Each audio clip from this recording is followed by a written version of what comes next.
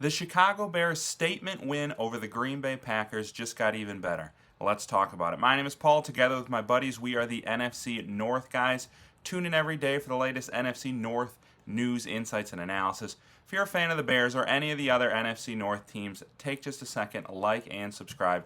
We live and breathe Midwest football over here. That's why I got my Big Ten logos here behind me. Got to represent while they're in the playoffs. But let's talk about the Bears. So, what a win over the Packers. I keep telling people, I have watched the Bears lose this game my entire life. Like, I think I've said that 5 different times this season. Like, just growing up as a Bears fan, you watch this game, and the Bears always find a way to lose these games. But this team is different. I loved actually what the New York Times wrote last night about it. They said, how do you explain the Bears' latest and greatest jaw-dropping win? Belief. Like, this team just believes in each other. It doesn't matter if they have a 99.5% chance to lose like they did late in the game last night. Like, they just know we're going to make the right play at the right time. We have each other's backs, and we are never out of a game. This is the 6th time this year they have won a game after trailing in the last 2 minutes. That is the most in NFL history, which is just absurd. And then I think what's fun, too, is they actually, earlier in this year, kind of played the opposite end of this game against the Bengals, where they were the team who gave up 2 late scores, gave up an onside kick, and got the ball back with like 30 seconds and a chance to win it. And the Bears won the other side of it, too. Like, they just find ways to win games, and I love it. It's so much fun to watch. And how crazy is the NFC right now? Technically, the Bears could still miss the playoffs, even though they're sitting here at 11-4 right now. That's not going to happen. But they also have a good chance at the number 1 seed. So just wild how packed everything is right now. But what I am really excited for is this game against the 49ers next week. Let me pull up their schedule for you real quick. First things first, what's huge is the 49ers are actually Monday Night Football this week on the road against, maybe future in-state partner Indianapolis Colts. So they're going to have only 6 days rest before the Sunday Night Football game next week, whereas the Bears are going to have 8 days rest. So advantage Bears. Hopefully that's enough time to get at least one of Rome Odunze or Luther Burden healthy. But if not, like this Bears team, they've shown they can win no matter who is out there. Like they just find ways to win. Anybody, whether it's a star on the team, DJ Moore, or Jade Walker making his first touchdown, like whoever it is, they find ways to get it done. So whoever's out there next week, I trust them. It'll be a fun game. But the 49ers, I know they're 10-4. I know it's a road game for the Bears. I don't know that this team is that good. Like they beat the Seahawks and the Rams early in the season. I got to give them props for that. But they beat the Seahawks really before the Seahawks caught fire. This was their first game with Sam Darnold at QB. But then you look at the rest of the schedule and you got, New Orleans, Arizona, Atlanta, New York, Arizona again. I won't even hate on the Panthers right now. The Browns, the Titans. That is 7 teams that I think you would statistically quantify as being cheeks. 7 of their 10 wins. So I don't know that they're that great of a team. We'll see next week. Like I said, I like that the Bears have shown they can win anytime, anywhere against anybody.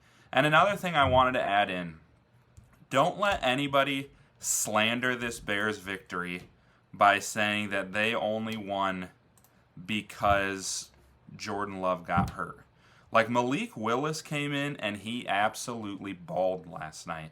And he did better than Jordan Love did. And actually, I was watching this game with fellow NFC North guy Aaron. He's a big-time Lions fan. And when Jordan Love got hurt, I told him, I was like, I don't think this is a good thing for the Bears.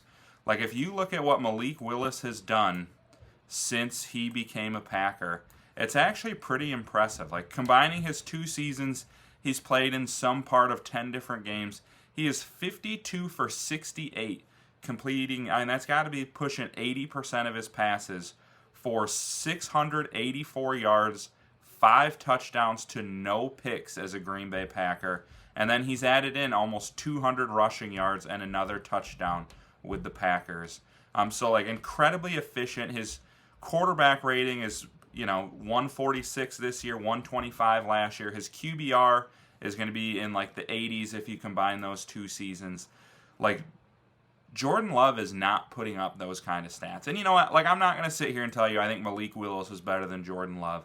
I'm sure if you play like if you got to prepare a full week for him and get more film on him on the Packers, like I think he's going to have some struggles and like he's not better than Jordan Love.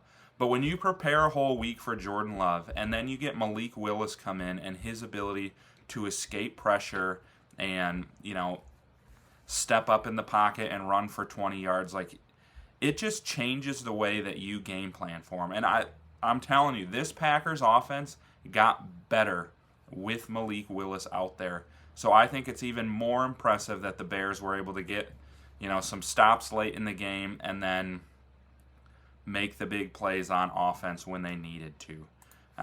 And just what a great team effort all around. Caleb, I loved it when he hit DJ Moore on that final throw when he did the old too cold celly. And like he's earned that right. Like when all the chips are on the table this year, Caleb has gone out there and just made big time throw after big time throw after big time throw. And like I said, I was watching this game with Aaron. He's one of our Lions guys, and I told him, I was like, because he was kind of like impressed with what he was seeing from Caleb Williams. He's watched a decent amount of Bears games, but he hasn't recently seen this growth from Caleb.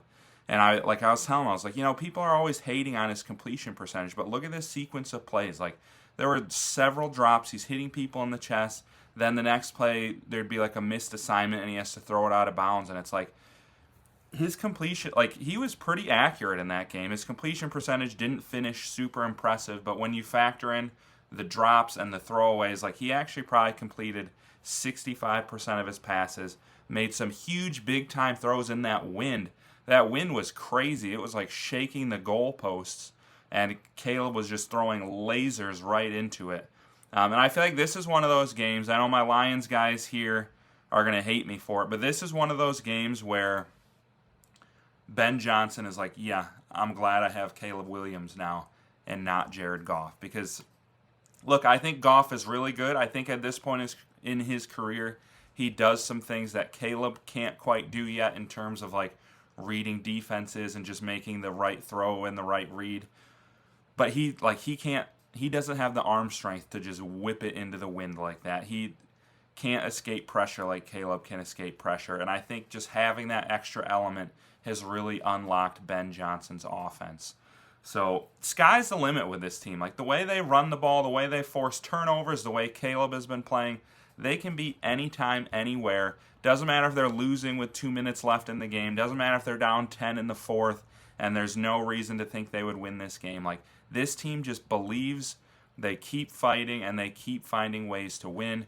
2 more games in the regular season. Let's hope they find a way to win those last 2. Even if they've clinched the playoffs and the Lions are out of it, I would love to see them go out and stomp the Lions after the Lions were able to stomp them earlier in the year and just like get that monkey off their back before next year, and then they can focus on the playoffs. So you guys, let me know what you think on all of that, and then don't forget, just like and subscribe on the way out.